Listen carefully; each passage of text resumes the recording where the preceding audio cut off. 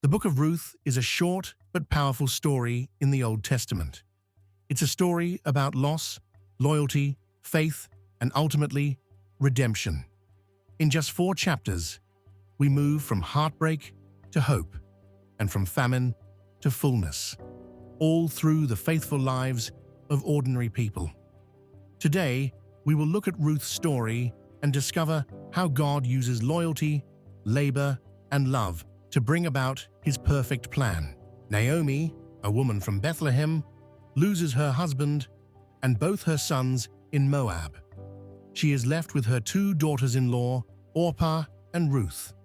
Naomi urges them to return to their families.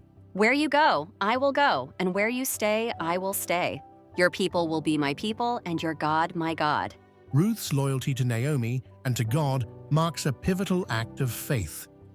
She leaves behind everything familiar to follow God's leading.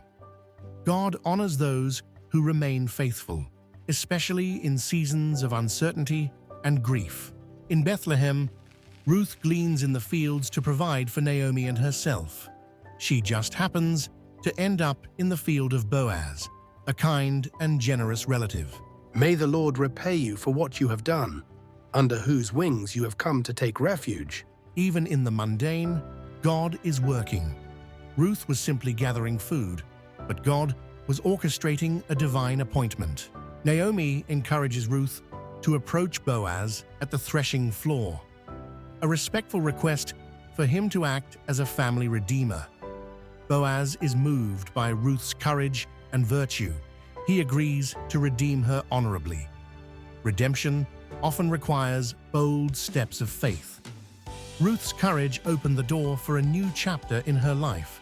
Boaz marries Ruth, and they have a son named Obed. Obed becomes the grandfather of King David.